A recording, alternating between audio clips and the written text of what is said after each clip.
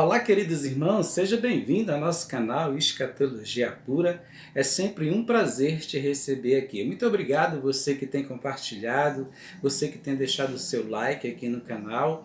Eu te agradeço e só assim o canal pode crescer a cada dia. Os irmãos compartilhando para que a palavra do Senhor chegue a muitos corações. Hoje eu tenho um tema de falar sobre o terceiro templo de Jerusalém.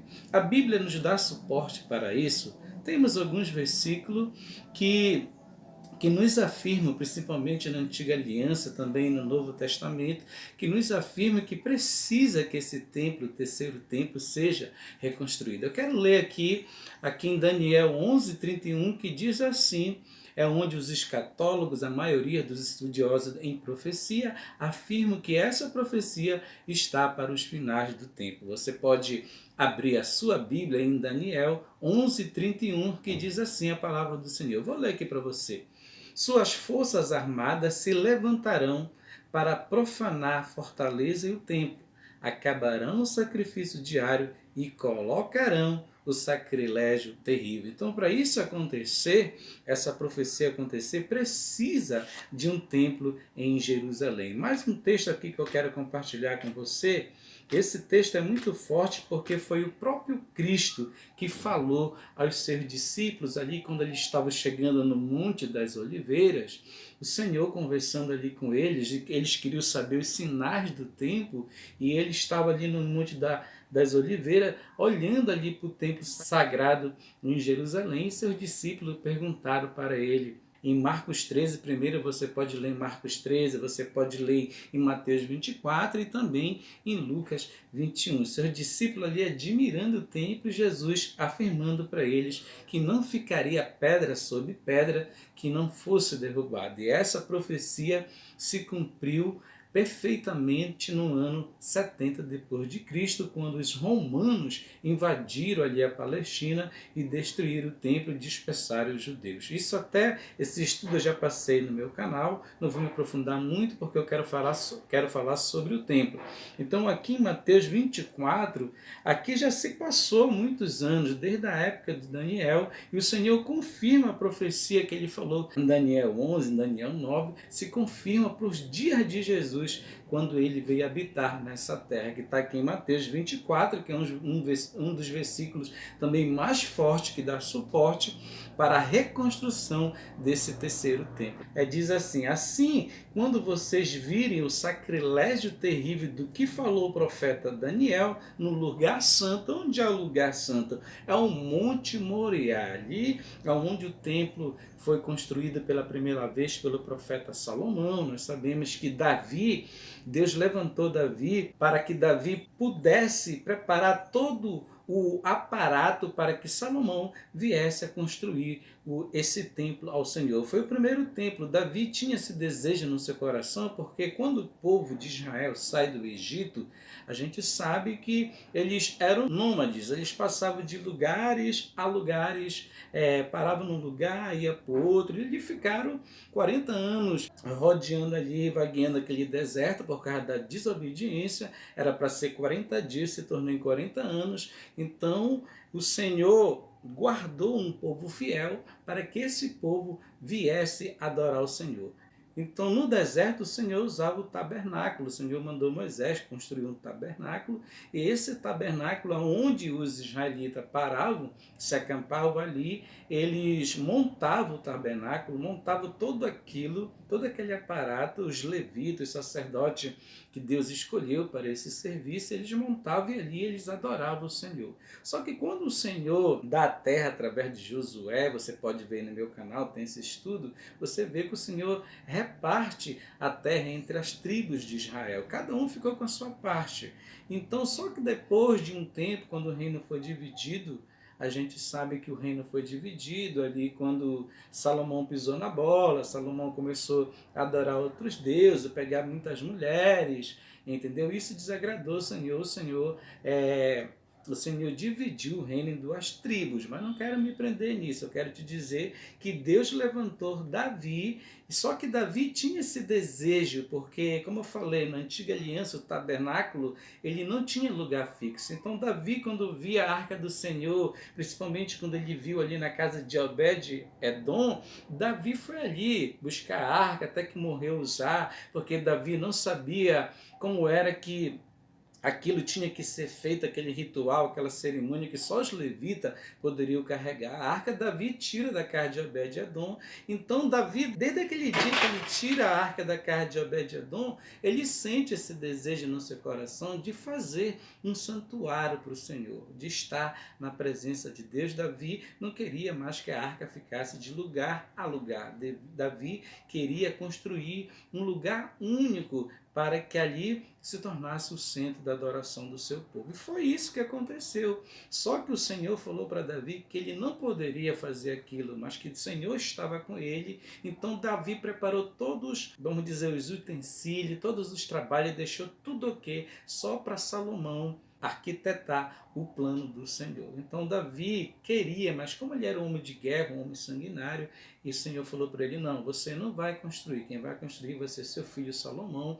Então esse primeiro templo aqui de Salomão, vou te mostrar aqui na imagem, você pode ver a imagem aqui, esse aqui é o templo de Salomão. Esse templo foi muito bem visto pelo Senhor, pelos israelitas, porque quando esse templo ficou pronto, a adoração foi tremenda. Salomão sacrificou mais de 1000 holocaustos para o Senhor. O Senhor confirmou ali o trono de Davi, confirmou os descendentes de Davi, se eles fossem obedientes ao Senhor, guardassem seus mandamentos, que o Senhor sempre ia ter uma lâmpada acesa da casa de Davi através da tribo de Judá. E foi isso que aconteceu.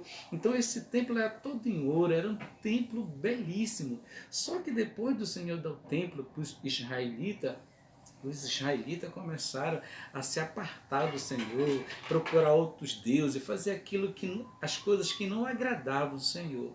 Então o Senhor falou para Salomão que se ele obedecesse, o trono ficaria nas mãos dele e não ia castigar. Depois de Salomão, a gente sabe que o povo todo se rebelou, entendeu? Então, o que foi que aconteceu? O Senhor mandou seus profetas, mandou Jeremias, mandou Isaías, muitos e muitos outros profetas para alertar o seu povo. E a gente sabe que o profeta que mais se destacou, em que o Senhor chamou poderosamente para alertar o povo, foi Jeremias. Você pode ler o livro de Jeremias, você vai ver que o Senhor chamou Jeremias, mandou falar com o povo, mas o povo não quis ouvir o Senhor. Então o Senhor levantou o seu servo Nabucodonosor. Nabucodonosor foi ali em 586, invadiu Jerusalém, destruiu o templo, levou todos a riqueza do templo para a Babilônia, hoje o atual Iraque, na Mesopotâmia. Então, meu amado irmão, foi isso que aconteceu. Esse templo era importantíssimo para os judeus, só que eles não obedeceram ao Senhor, então o Senhor castigou eles com outras nações ímpias. E nós sabemos que quando se cumpriu essa profecia de 70 anos, o povo retorna com Josué, com Zorobabel, com Esdras, com Neemias, com Malaquias, com Zacarias, Ageu. Deus levantou esses profetas para que eles motivassem o povo, incentivassem o povo à adoração, a voltar ao Senhor, para que o segundo templo voltasse a ser reconstruído. Então isso aconteceu, eles começaram a trabalhar, teve muito impedimento nesta obra, a obra ficou parada por 16 anos, mas Deus levantou Zacarias justamente nesse momento para motivar, ele com Ageu, para motivar o povo, para que esse propósito do Senhor viesse a ser cumprido. E se cumpriu.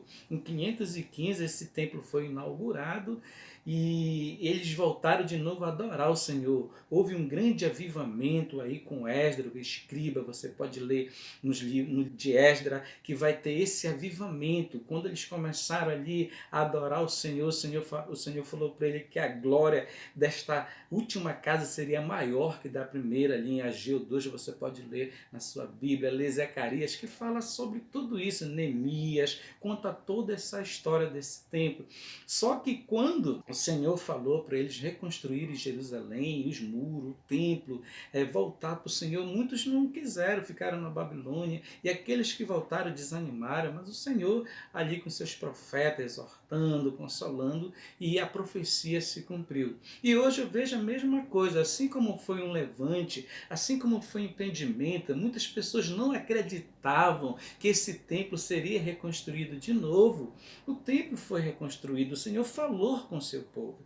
Então hoje no século XXI, a gente vê as profecias se cumprindo ali. Donald Trump com a embaixada em Jerusalém foi um grande sinal. Outras nações que estão se voltando, tirando as suas embaixadas dali de Tel Aviv e voltando para Jerusalém, ali na Jerusalém antiga. O Brasil agora com esse novo presidente parece que também quer tomar essa atitude, e isso é muito bom, porque a Bíblia diz no Salmo 33:12, feliz é a nação que tem o Senhor, o Deus de Israel, como o seu Deus. Então é um passo forte aí para o Brasil, se o Brasil realmente tomar essa atitude. Vai ter muito levante, vai ter muita crítica, mas a nação que apoia Israel, essa nação será abençoada.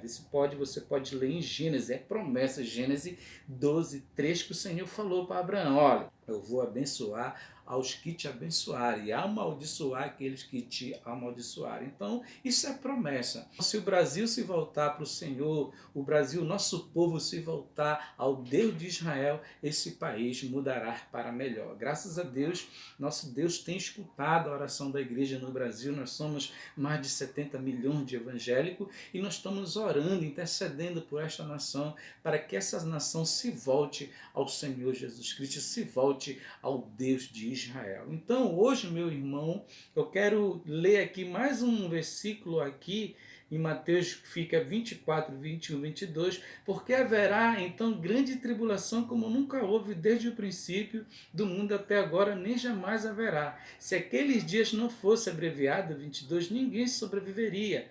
Mas por causa dos eleitos, aqueles dias serão abreviados. Então, se o próprio Deus, o próprio Cristo, profetizando que esse templo será reconstruído, porque quando chegar essa grande tribulação, nunca houve perante a terra esse sofrimento, este evento. Então o próprio Cristo está dizendo, nunca houve desde o princípio do mundo até agora e nem nunca haverá. Então o que é que está nos aguardando? O que está nos aguardando é as profecias sendo cumpridas a cada dia. Hoje a gente vê ali os homens que Deus tem levantado ali na Palestina, ali em Jerusalém, os homens do Instituto do Templo, desde 1986 para cá, esses homens, eles têm preparado os utensílios, os instrumentos, toda aquela parte que faz parte do simbolismo, do ritual dos judeus. Hoje está tudo preparado. Vou mostrar aqui na imagem, enquanto eu vou falando, a imagem vai passando disso aí para você, e tem muito estudo sobre isso aí no YouTube para você também aprender. Então, o que é que eu quero te dizer? Que Deus existe, Ele vai voltar. E esse templo, nós acreditamos que ele será reconstruído. Tem muitas pessoas que dizem que não precisa mais ser reconstruído, porque nós somos o templo do Espírito Santo. É verdade, a igreja é o templo do Espírito Santo, porque o véu se rasgou, e o nosso Deus está no céu intercedendo por nós, é o nosso advogado, mas só que Deus deixou a profecia que o anticristo precisa aparecer no mundo. O anticristo precisa se manifestar. Então, para ele se manifestar, ele precisa de um templo. Esse templo nós sabemos que tem que ser ali no Monte Moriá, ali em Jerusalém. Sabemos que hoje está aqui, vou te mostrar a foto, o Domo da Rocha está aqui desde o século VII, quando os muçulmanos colocaram esse templo, levantaram esse templo. Então nós sabemos como esse Domo da Rocha vai sair daí. Aqui eu quero te mostrar também uma imagem de dentro do Domo da Rocha, que essa pedra que você está vendo aí, dessa montanha, foi onde Abraão sacrificou Isaac, né? Para os muçulmanos a promessa foi para Ismael, não para Isaac. Por isso que há todo esse conflito, toda essa briga, só por causa dessa linhagem, que eles acham que Jerusalém são deles, porque a promessa não foi para Isaac, foi para Ismael. A gente estuda aqui na Bíblia, vê que realmente essa promessa o Senhor deu para Abraão, os descendentes dele, através da linhagem de Isaac, que viria Davi, que viria o Messias, e isso tudo já se cumpriu. Então aqui em Tessalonicenses 2, do 2, 3 ao 4, é muito forte esse versículo aqui, que dá também um grande suporte para o terceiro templo em Jerusalém. Deixa eu ler para você. Não deixe que ninguém os engane de modo algum. Antes daquele dia virá apostasia, então será revelado o homem do pecado, o filho da perdição. Esse é o anticristo. Então ele será levantado. O 4 diz assim: este se opõe e se exalta acima de tudo, o que se chama Deus, ou é objeto de adoração, a ponto de se assentar-se no santuário de Deus, proclamando que ele mesmo é Deus. Então, para isso acontecer, precisa de um terceiro templo. Nós não sabemos se o acordo vai ser político, se o acordo vai ser religioso, mas essa profecia tem que se cumprir. Quando Deus fala, tem que se cumprir. Então hoje, os judeus, a gente tem que estar de olho no povo de Deus, porque é a menina dos olhos do Senhor. Todas as profecias têm que se cumprir por Israel. Por que, evangelista? Porque a Bíblia foi escrita num contexto oriental. Então quando você vê ali pelo contexto oriental, fica mais fácil de você entender as profecias. Então tudo tem que se cumprir pelos judeus. Então, como a gente vê que eles estão nesse movimento, a gente tem que estar de olho neles, que é a figueira verdadeira, que é Israel.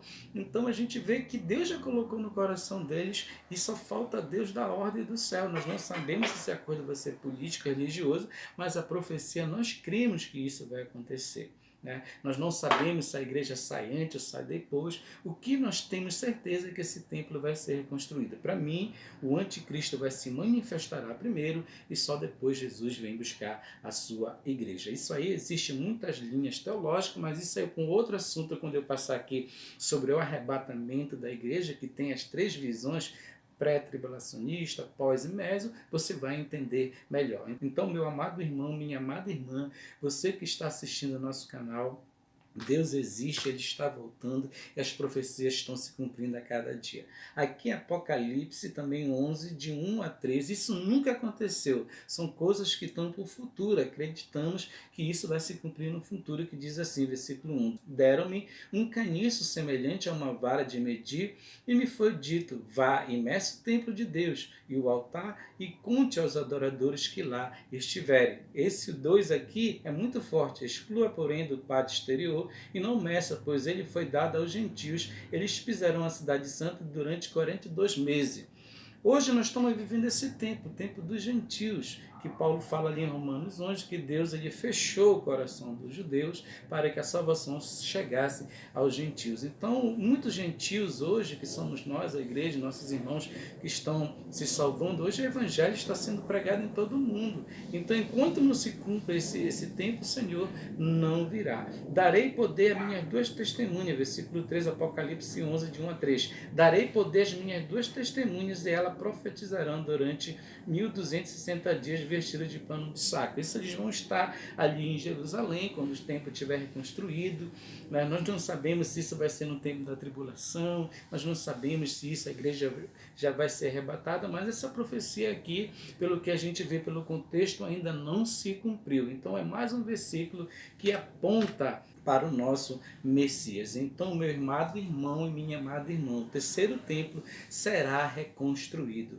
Veja que eu falei para você, o Senhor levantou Ciro para aquele povo saísse do cativeiro babilônico e voltasse para Jerusalém e reconstruísse o templo. Eu creio que o Senhor vai levantar também um grande líder que vai fazer esse acordo. Nós não sabemos se é o anticristo, nós não sabemos se é através do povo de Deus. O que sabemos e que a profecia nos dá suporte é que esse templo tem que ser reconstruído para que o anticristo venha a ser manifestado. Mas o próprio Deus vem e vai destruir o anticristo só com o assopro da sua boca. Amém? É isso aí, meu irmão. Compartilhe o nosso canal, dê o seu like e se ligue nas profecias aqui no nosso canal. Por isso que o nome é Escatologia Pura. Eu sou o evangelista Luiz Gleides e eu conto com você. Amém? Espero que você tenha gostado e até o próximo vídeo. Tchau, bye, fui.